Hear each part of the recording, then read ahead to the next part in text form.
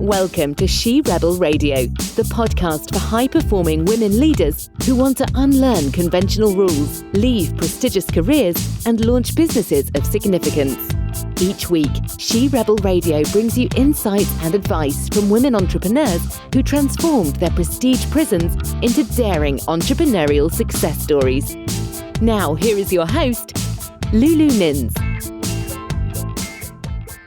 Welcome to episode 32 of She Rebel Radio, Finding Significance After Redundancy with Amy Mckeown.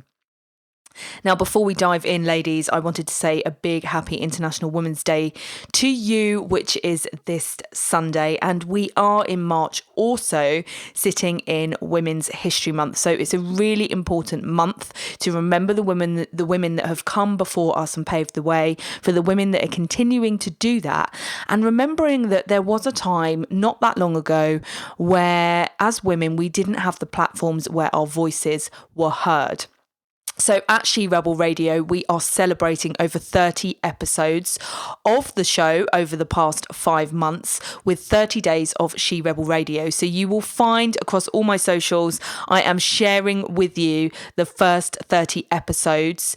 And it's a really great opportunity for you to catch up on any episodes that you've missed and to share episodes with other women who you know will resonate with the message. Now, we're celebrating at She Rebel Radio, as I said, over 30 episodes. We've been listened to in 23 countries, over 1,800 downloads. We've had 13, now 14, including today's amazing guests, and 17 solo shows, 18, including last week's solo show, because we are now on episode 32. But as I said, across my socials, sharing 30 days of She Rebel Radio. So would really appreciate any support that you can give if you're an avid fan or listener of She Rebel Radio, or even if you're new listening today, then check out and catch up on those episodes, because my real intention has been to take you on a real journey on She Rebel Radio, and it's been an incredible first 5 months. So I wanted to say big happy International Women's Day, and just to really remind us all that it is not that long ago that we didn't have these platforms that our voices were heard. So introducing you to Amy. Amy is an award-winning strategic workplace mental health expert running her own successful consultancy practice. She's both a thought leader and innovator in the field, having a particular interest in the mental health of women. Amy is also an advocate for change in leading the way with better maternity rights for women who miscarry. During this episode, we discuss the personal and professional recovery process following redundancy of a prestigious position. Amy shares the steps she took following her redundancy after miscarriage and how she started to rebuild into greater flexibility and significance. We discuss the real emotional and financial implications when forced into a redundancy position, which can be extremely tough to bounce back from. So I'm really looking forward to sharing this episode with you today. Amy, it's amazing to have you here. How are you doing today? Hi, Lulu. I'm great, thanks. Thanks for having me. Oh, pleasure. I'm looking forward to diving in, and I would love to start with, I know that you spent around 6 or 7 years working for one of the big four companies, i.e. one of the largest accounting and auditing firms in the world, before facing redundancy. Can you tell us about the circumstances and what preceded the loss of your position? I had recently been off work with a miscarriage for about 2.5 months and came back into the office to find out that my position was being made redundant due to a strategic business decision the firm was making. Right, okay. And how did that, on a personal and professional level, what was the impact of that experience? As you said, you've been off for quite a long time with a miscarriage, 2.5 months, and then you came back and your job was no longer available. Oh, it was huge. I think redundancy for anybody is a huge thing. In my situation, like I said, I'd been off work and bedbound for 6 weeks, miscarrying. And so I just sort of pulled myself through that and back to the office to sort of, as part of that healing process to get back into work. And that option was sort of taken away from me. I think also, you say on a personal and professional level, it's huge. I mean, I think we are a few years on now, and I'm only really starting to rebuild now, just from that experience. Yeah. As you said, going back to work and having a bit of, I say in inverted commas, normality, and then that wasn't available to you. Was your redundancy kind of immediate, or did you have a little bit of time to process that and be at work?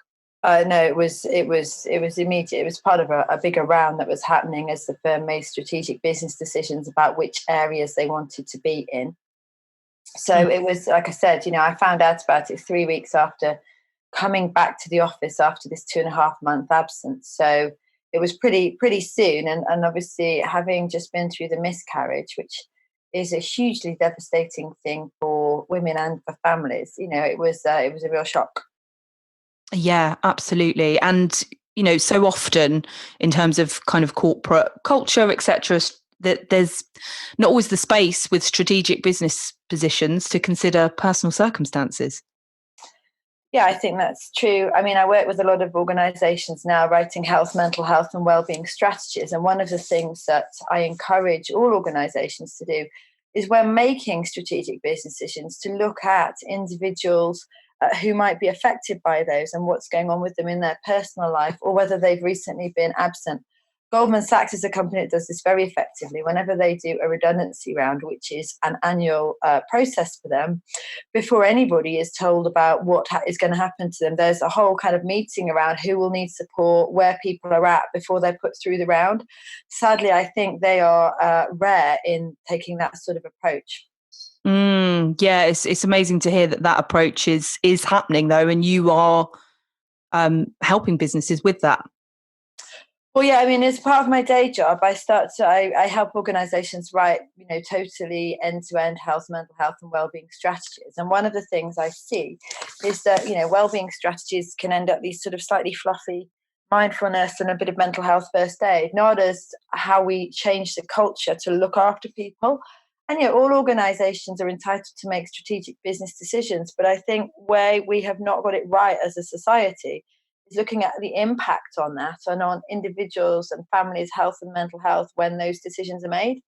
Yeah, and I love that you say that on the individual and the family and mental health and health of everybody. Yeah, I've seen many, many people be affected awfully and their families through going through redundancies or I mean, in my work in mental health, especially now I work in larger organisations, a lot of the situations I deal with are a sort of slight wobble that someone's had that they've then found themselves, on the wrong side of a performance rating or an HR policy, and the whole thing becomes a sort of much worse spiral down than it needed to be had our HR systems and policies been a little bit more flexible or humane in the first place. Absolutely. Absolutely. And, there's been so many redundancies kind of since 2007 with the economy and things like that. The very meaning of redundancy is the state of no longer being needed or useful. And we've already talked about, it often being a strategic business decision. How do women in prestigious positions where, coming from a prestigious position myself, where being needed and useful is a huge part of who we are, sometimes even as a distraction to our personal lives. How do women in prestigious positions start to recover themselves from not being needed anymore? Well, it's a really interesting question. My first ever job was a summer job when I was 16 in the local job centre.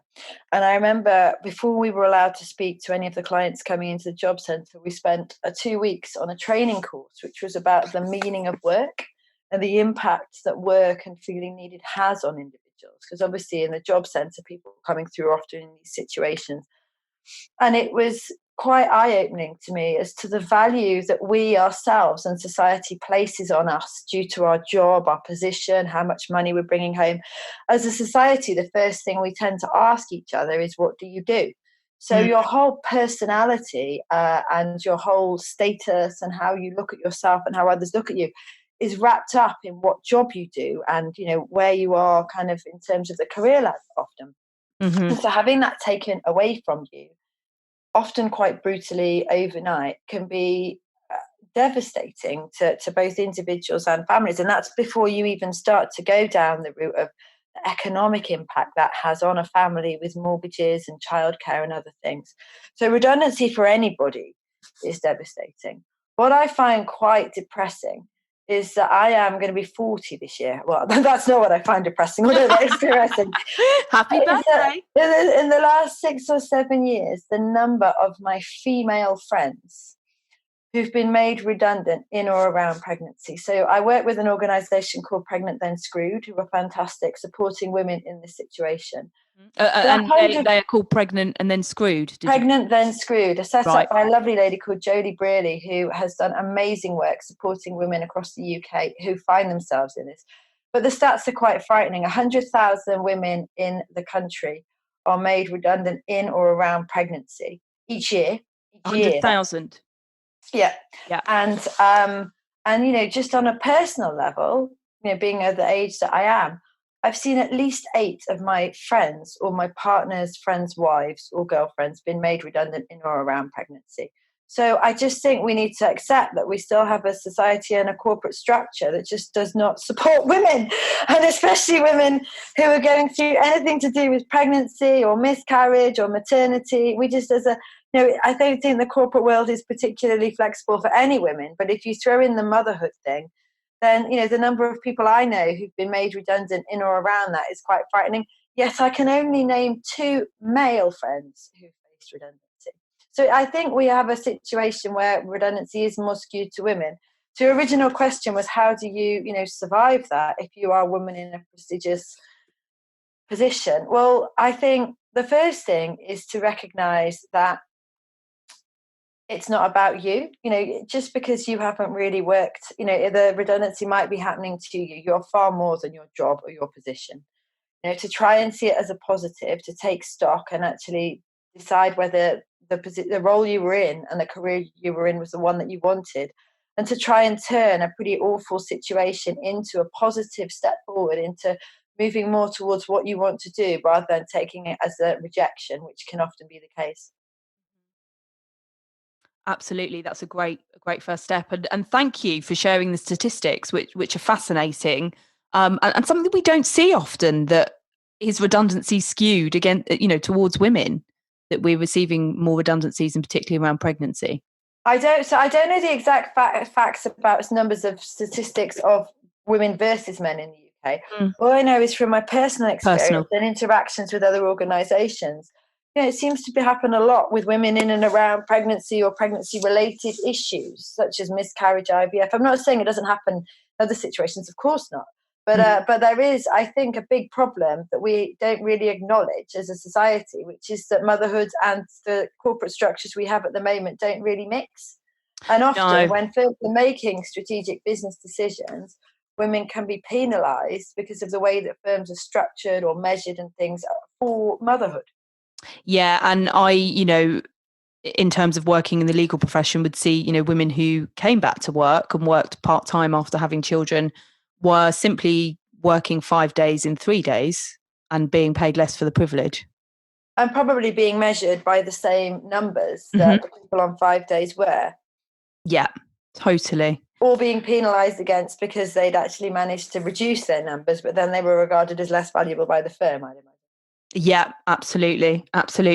So that first step is not taking it personally, and looking at how you can change that into a positive, and considering whether the role and position you're even in is something that you even want. Yeah, and that's the hard one, because as I said, so much of our identity is about what we do and the name we are, and as you said quite rightly, redundancy is such a rejection. It's you're not needed or wanted anymore, and that's one of the most hurtful things that you can have, especially if you were good at your job, or the firm's moving in a different direction, or it can be very difficult to dust yourself off. So it's the separating who you are from your work situation, in that just because this firm doesn't want or need me now doesn't mean I'm any less of a friend, of a partner, of a mother, of a any sister, of any of our other roles in life. Work is one aspect of our life that we tend to sort of overplay. So it's making sure that you recognize that just because one aspect of your life is changing doesn't mean that rest is, or that you're a different person, or that you are any less of value in any other way. So, and then dusting yourself off and using it as an opportunity to make changes that you might not have done otherwise. Absolutely. Do you think that women in prestigious positions overplay that role of work more than others? That's a tricky one to answer. I think for women in a prestigious position, they've often have to give themselves a lot more than maybe men in the same position to have got there. So it might be because there are so fewer women still, sadly, in higher levels of jobs. Then to actually get to that level is a large requirement of time and energy. So to suddenly have that taken away from you, I can imagine being devastating. Absolutely. And I think it's even difficult. And I've worked with clients where that redundancy has been voluntary.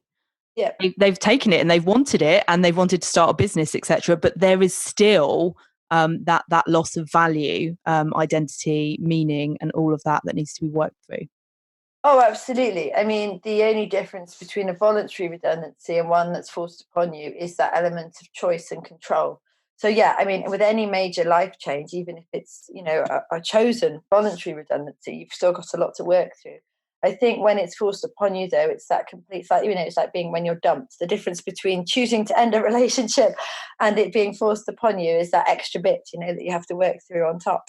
Yeah, absolutely. It was kind of a similar position for me. I was, or my male counterpart was given partnership over me, or that's certainly how I saw it. So I voluntarily resigned.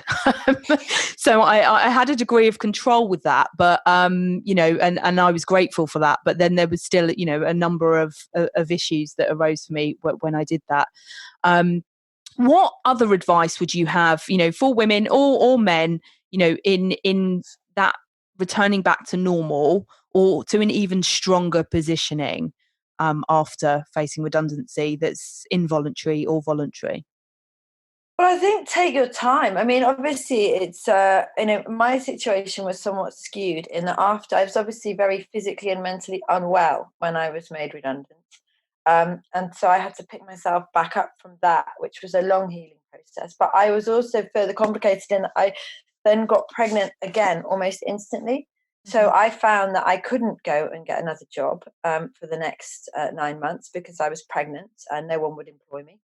And then I was obviously off with my child for a period of time until he was of an age where I could leave him and start to go back from work. So my redundancy completely destroyed my career in that it wasn't just a situation where I could easily get another job because my life circumstances and family circumstances were such that that wasn't available to me, although I did try.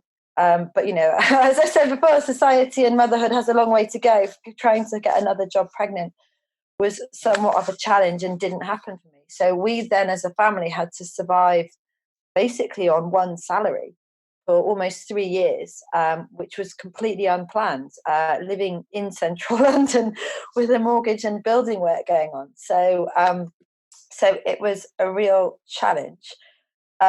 Why I'm saying this to you is that there are obviously economic reasons why people would go and get work instantly. And I don't want to underplay that. We were devastated financially as a family by this firm's decision. But I mean, so the challenge is to look at what your financial position is and get yourself back into the workforce or to make yourself covered. But I would also give yourself time. It is a grieving process. When you go through a grieving process, you have to work through all the different stages of anger and loss and acceptance and all of those different things. And I certainly found that I was forced into a position where I was having to work through those over a couple of years because I couldn't just bounce back. So I think you need to find the right approach for you, whether that's instantly throwing yourself into another job, whether it's looking at your options, whether it's starting on your own. But whatever you do in terms of timescale or in terms of trying to, make sure that you can still cover your mortgage or rent, it's allowing yourself the emotional work of grieving process to go through it, which can be different times for different people. But you do need to give yourself the time and space to recover. And that can still be when you're working somewhere else to pay the rent. It doesn't mean that you have to be sitting at home doing that, but it is giving yourself the time to really kind of heal. Yeah, absolutely. I totally agree with that. Very sound advice. And it was the same position for me, even though I voluntarily left. And I wish, I was forcing the issue of a business instead of just giving myself a little time and space. But then I've heard many women and men, because obviously in the mental health world talk about this, but I think what my experience has been is if women in a very senior position have had a somewhat brutal exit, Mm-hmm. the approach can be, right, I'm going to be up and running with my new business within a week. You are not damaging my career, which is great. And I've seen people be very successful at that. But I've also seen years down the line, if the business falters or something happens, those emotions will need to be worked through at some stage, whether it's instantaneously before you set up a business or whether it's later on in a sort of 4 or 5 years time. You will at some point have to process. Yeah, really powerful point made. Absolutely, definitely, so important. And it's something that I help clients with frequently because it has to happen. You can't keep running away from it, or as I say, papering over the cracks. Yeah, and the other point I would make for your clients and for women listening to this, and women specifically rather than men, is the time to take stock. We are born into a society where we go to school, we go to university, we get a job, in the big firms and this and that and stuff, and it's all about striving to be to the top of a very patriarchal and male system. Mm-hmm. Actually taking the time out or taking time to think about what you want to do, it might, maybe the reasons for redundancy is that the system wasn't right for you, wasn't set up for you. You're not designed to succeed in that system, which is why, Lily, the work you're doing with all helping women to rebuild careers in different ways, maybe the system it isn't set up for us to succeed. Yeah, absolutely. And quite often it starts, I call it, for women, quite a feminine initiation, which, it is generally not a positive. It's, redundancy, it's grief and loss by losing someone. It's a toxic work situation. It's something that, kind of forces you to really take that stock and review. Yeah, and I know you've had Alexandra Pope and Shani on, but they were talking about women living in a cyclical world. The career structure that we are fed into from a very early age is a very linear, hierarchical male structure. It's not cyclical at all, and actually, the living in a cyclical way is, you don't get spring if you haven't had winter. So actually, whether or not you could regard redundancy as your winter and your fallow period to think through. But it's also a way of actually, do I want to continue as a cyclical person to try and create a career for myself in a linear world that doesn't recognize that? Yeah, really powerful. Yeah, and Alexandra and Shani talk about winter of the soul and having that experience. So totally ties in. So thank you for mentioning that episode. So how did your experience, eventually after you didn't take it personally, you worked through the grief and loss and gave yourself time and space where you could, and obviously were pregnant again. How did that lead to you creating more significance and discovering that what was next for you? Well, I had spent my 20s running my own business anyway. So I was one of the earlier people in the world to specialise in health, mental health and well-being, largely because my father was a psychiatrist who was one of the first in the country to specialise in stress, anxiety, depression in the 70s and 80s. Right. He was a kind of pioneer of the health, mental health, workplace work. And in my 20s, I had run my own business in mental health in the workplace. Before it was kind of a big thing. And the market wasn't ready for it. Now you can't move for people talking about health, mental health and well-being.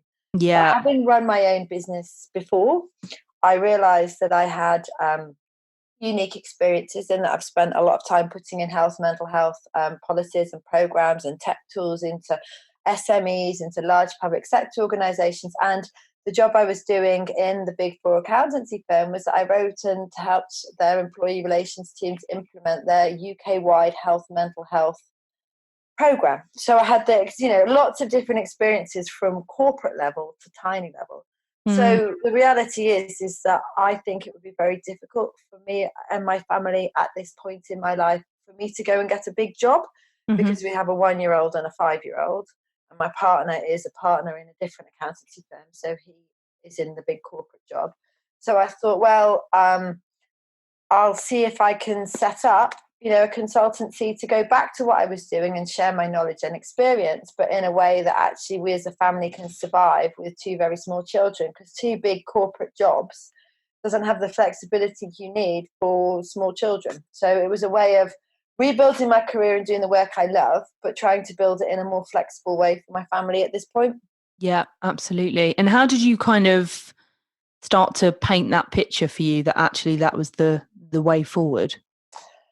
Well, it's still early days and it's still a work in progress, but I think I realised that there wasn't really a job that would give us the flexibility we need. And I had a huge amount of experience and knowledge. So what I started to do was I started to play around with ideas. So I hired somebody who is an expert in social media, and I started to work with that person to share some of my content and experience on LinkedIn in the form of a monthly blog. Each month I do a different topic around health, mental health and well-being. The aim of these is to share my experience, but to offer it to companies, organisations in the UK as to what they should be doing around health, mental health and well-being, because there's so much bad information out there.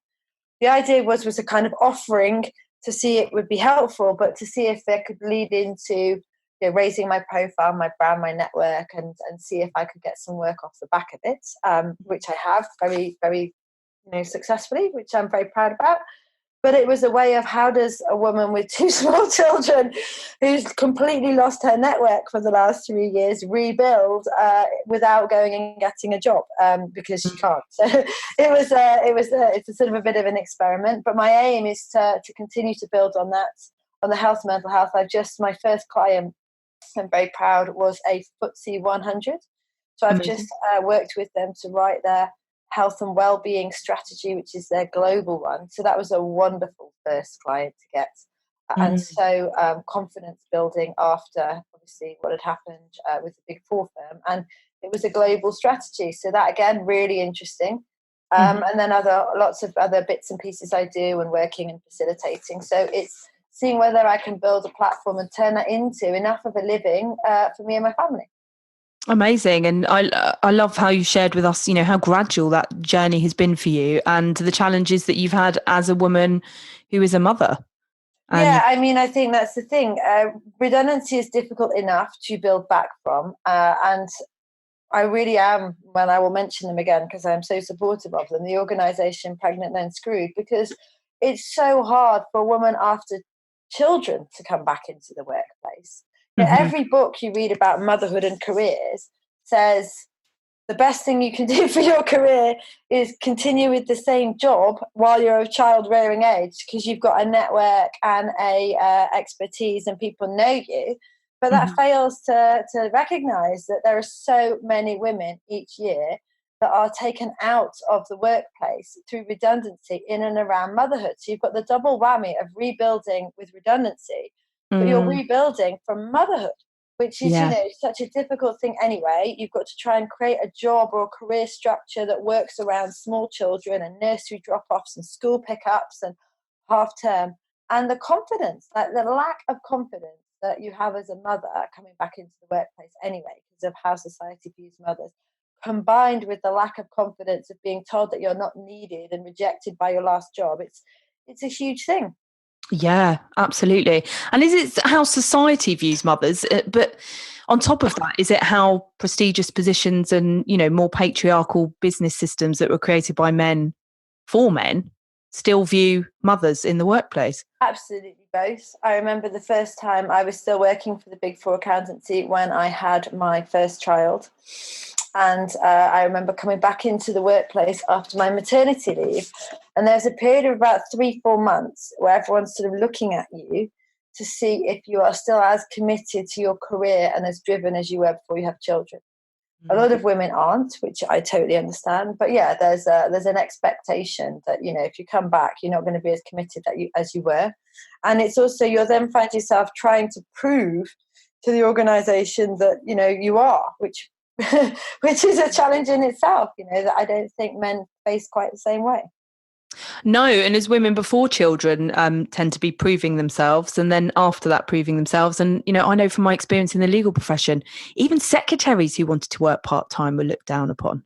Yep. Let alone the lawyers. And if you do, it's because you're a mother with kids. And I also think we should make the point here that it's not just children. There are a lot of women and men in the workplace, but it does tend to be more women who have caring responsibilities for other members of the family, maybe older parents or this or that, So we just don't have a work structure or a corporate structure or for a society that really values the roles of caring for older or younger or dependents. It's just, which doesn't, that being humane and succeeding in large firms are two things that don't seem to work very well together. No, absolutely. Yeah. And thank you for pointing out, the older, parents, etc. responsibility. And as a result of that, interestingly, as women, we have a kind of, I think it's like 75% share or something of control over the global economy because of the children and older people that we look after. Yet again, most businesses are not marketed towards us, but we're making most of the financial spending decisions. Yeah, it never fails to amaze me that whenever you see adverts, they are kind of tailored towards, kind of women, because we make purchasing decisions, yet we have a societal structure. I mean, certainly in the big four accountancy firms, and I imagine it's the same in law and a lot of other professional services, the culture was such that you had to prove to the firm each year why they should be paying you. It was, if you hit your target, it got upped for the next year. If you didn't hit your target, you were penalised and put on a performance review. But it was almost, there was a culture of you having to prove your worth to the firm the whole time for the luxury of being given a job, which is just a ridiculous culture when you actually think about it, but that's the one that we live in. And the world we live in is numbers. And, once you've hit your sales target, it goes up for the next year. And, you don't have a structure where it's okay just to exist and support others. Yeah, and that that you should be grateful to be there rather than them being grateful that you are there, and that's the real shift that needs to change. And importantly, as you pointed out, there, really building your rebuilding your network and your personal brand. There is such to all the She Rebel radio listeners, whether you're still in that prestigious position and nowhere near leaving, or whether you're wanting to start a business, it's important to do that and maintain that.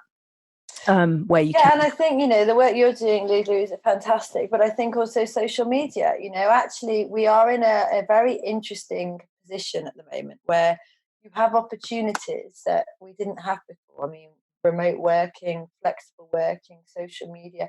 I don't want to sound like I've got it all cracked, because I haven't, but for me, having completely lost my career, my network, everything for about 3 years through circumstances that were completely out of my control. I mean, it took me about 2 years to get my health back. It was a real, right, I have to start from scratch. But it's like actually having social media and a platform on LinkedIn to share my experience and to think about different ways of getting yourself back out there, because your power is your brand, and your power is your knowledge, and your power is being able to express that to different people. We have a lot more power now than I think we would have done 30 years ago to rebuild in different ways and work in different ways. So it's not to forget that. And actually, if you are in a prestigious position in a larger organization, you can forget that, because it's quite siloed and it's quite structured and you're in a culture. So it's about, thinking flexibly about what you can do and how you can do it and what you want to build for yourself. But not forgetting that with your network and with your reach and with social media and stuff, you can build a platform for yourself, which gives you more power if you do decide to go back into another job. Yeah. Because you are your network and you are your brand and you are your expertise. And the more of that you have, even if you decide that the growing your own business thing isn't for you, having a strong social media following or having a good network is something that will give you power for whatever your next stage is. Yeah, absolutely. And I say that so often, with clients. I use LinkedIn a fair bit, but actually when I left my position, I wasn't even on LinkedIn. So it was really something that I had to build, and I quite often joke that, I had my phone numbers, the phone numbers in my phone were police officers and those who'd been breaking the law. So not great for building business, but you've got to get out there and do it. And I love that. Yeah, the power to share your experiences as well. We have the tools, including podcasting and all of that to be able to do that now. And really powerful. And that's something I think that we also as women need to be really clear about. What is going on with Me Too and other things is women fighting to be heard for the first time. And certainly my experience of larger organizations and working with people around health and mental health in larger organizations, but especially women, is not being heard, because in a larger organization, you're in a culture, they're often hierarchical, only the people at the top are heard. Actually, we have a power to be heard and talk about our experiences and share things. And that is obviously quite devastating to larger organizations or institutional structures. Yeah, it is. I can't remember. It was a very well-known judge who I studied in the legal profession, and I can't remember his name now. I've mentioned it in a previous episode. You know, one of the reasons that women weren't given the rights of audience in the court was that our voices wouldn't carry and be heard. Yeah, I was reading that. I think I mentioned it to you before in a previous conversation, the Mary Read book, Women in Power. I mean, for anyone who's not read it, it's fascinating. It goes back to Greco-Roman times, and our entire culture and society in the UK is based on Greco-Roman culture. We didn't educate women. Women's voices were shrill, so they weren't allowed to talk. And the whole of the kind of structure that we've built our laws and our organizations on was this very male, combative, like discourse of rhetoric and discussion that women were completely left out of altogether. Mm-hmm. Yeah, and it's very much a book that I'm reading at the moment, Patriarchal Stress Disorder, is that we can still carry those traumas and those experiences through, even if it hasn't been our personal experience. But, you know, it's still there culturally, and we're working through that. It's going to take years and centuries to change. But I think what's good is that we have the tools now to be heard, to actually talk. My experience of a lot of organisations treating people badly is trying to force them into signing NDAs or signing agreements with redundancy packages and things, which prevented them from talking. And we're now seeing, it's becoming a bit of a political issue, the use of the NDA and silencing people. That again was a complete power tool. It was, trying to force people in vulnerable situations to sign away their right to speak. We live in a free society. You can't force someone to sign away their right to speak. Absolutely. And can you, before we finish today, tell us about your work and campaigning for women's employment rights when they miscarry? Yeah, absolutely. And thank you for asking the question. Yeah, one of the situations that arose for me through my experience was doing quite a lot of research in and around the law around pregnancy. And the reality is that there isn't much protection for people who miscarry or who have stillbirth. Stillbirth is slightly better, but somebody who miscarries, and that is losing a baby before the 24th week, so you're halfway through your pregnancy. The way that the law currently stands is that there is no such thing in law as pregnancy-related illness. Right. So you have 2 weeks protection after the end of your pregnancy, which means that for someone like me who was off work for 2.5 months miscarrying, and excuse me being a bit graphic here, but having scans to show that I was miscarrying placenta and pregnancy-related tissues, by law, I was only ill. Because there's no such thing in law as a pregnancy-related illness. That's crazy. So it's 2 weeks after my pregnancy ends. But then what gets also more interesting as well is that there's no really clear definition as to what the end of pregnancy is. So the legal definition of pregnancy is having a developing fetus inside of you. Whereas the medical definition, it's very clear, it's having a baby inside of you. But why this matters is I found out that my baby had died at the 12-week scan. And I went home and had a natural miscarriage, which is a choice that all women have. They can either have an operation or a natural miscarriage. Having had a natural birth with my daughter, I chose to go the natural route. But I was pregnant for 10 days before I went into labour and miscarriage. And so by law, I was only, that wasn't covered because the legal definition is having a developing fetus inside of you. So technically, by law, you could argue that my pregnancy ended at the 12-week scan, and I had 2 weeks after that. Otherwise, medically, you would say that I was pregnant until I lost the baby, and it would have been 2 weeks after that. So there's really no clear legal definitions about what pregnancy is, what the end of pregnancy is, or what pregnancy-related illness is. And therefore, there's thousands of women each year who are either miscarrying or have chosen to have abortions or different things who just have no legal protection. If they are off work ill, they're just treated the same as somebody who is ill, despite it being a very clearly pregnancy-related condition and illness. Yeah, totally. It's quite shocking, but then not in the perspective, it was only 100 years ago that women were arguing within the law that we were actually deemed as people. Well, yes. I mean, it is ridiculous. So what I'm arguing for, the other interesting thing, this might interest you as well, is that there's a very clear medical definition of the third stage of labour, which there has to be, which is when you lose all the placenta, and it has to be clear that it's the entire placental membrane, because that's what stops women bleeding to death. So in my situation, we can argue that when I lost the baby, was it, when my pregnancy ended, was it at the scan? Was it when I went into labour? Who knows? But I was then hemorrhaging for 2.5 months. So you could also argue I was in labour for 2.5 months. Yeah. So was I in labour? Was I pregnant? Was I covered by protection? This whole area is completely lacking in definition. So in working with Pregnant and Then Skewed and a charity called Maternity Action, to look at the Equalities Act. And what I would like to do is to get some very clear definitions on what pregnancy is, what the end of pregnancy is, but I'd also like to create a legal construct for pregnancy-related illness, which, actually doesn't exist, because I think that would cover thousands of women in and around varying situations of IVF and stillbirth and miscarriage and abortion and all of these different things that, just aren't getting any protection because of this really stupidly arbitrary 2-week protected period after the pregnancy ends, but no one's really clear why it's 2 weeks or when the pregnancy ends. But again, I think this is because as well that so much of this isn't talked about, because previously as women, we've not had the platforms to start talking about this stuff and say what needs to change, because it's a relatively common situation, isn't it? And something that many, many women experience.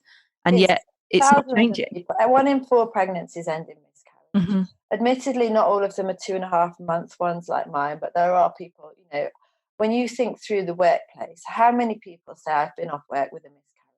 Or for a bloke, how many men have been, affected by miscarriage? Because that happens as well. In my situation, my partner suddenly found himself looking after a seriously ill person, grieving the loss of his own child, and doing all the childcare for our daughter whilst also continuing at work. So it was horrendous for him as well. Yeah. We don't ever hear anybody, male or female, at work talking about miscarriage or abortion, because there's even more stigma attached to that. And yet these are things that happen in miscarriage, 1 in 4 pregnancies. Yeah, and it's yes, crazy. We just don't have any discussion about it. That's one of the reasons talking about it. But also, a lot of these laws stay the way they are until they're challenged. Yeah. Now, if you think through a situation like I was in, if you're a miscarriage, you're physically unwell, emotionally unwell, and have often lost, you're grieving the loss of a baby that never was. Yeah. It's not a great position to be starting to take on legal situations, which is why I don't think it's ever been challenged. No, absolutely. I totally agree. Of that 100,000 women, and you'll need to check the numbers, but I'm pretty certain it's 100,000 women lose their jobs in and around pregnancy each year. Of that, less than 1% go to tribunal. And if you do go to tribunal, you're likely to lose. Yeah, absolutely. Well, we'd love to support that at She Rebel Radio, and within the show notes, we'll put the contact details for Pregnancy, Then Skewed, and Maternity Action as well. So as well, if any of the listeners have experienced anything that is similar to this, that you have the right people to contact to get some help and support with that, and to, become an advocate for change for this.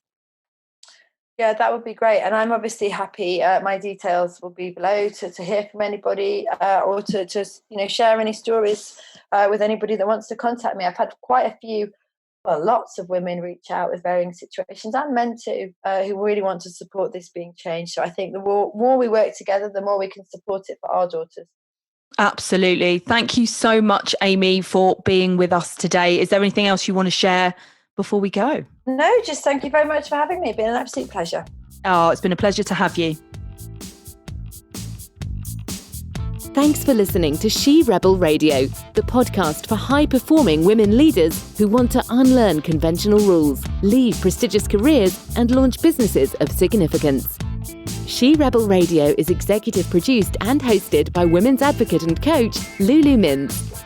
If you enjoyed this episode, make sure to subscribe so you never miss another episode. You can find Lulu Mins on Facebook and LinkedIn at Lulu Mins, and on Instagram at LuluMins_biz. Until next week, Keep rebelling against the rules and designing success your way.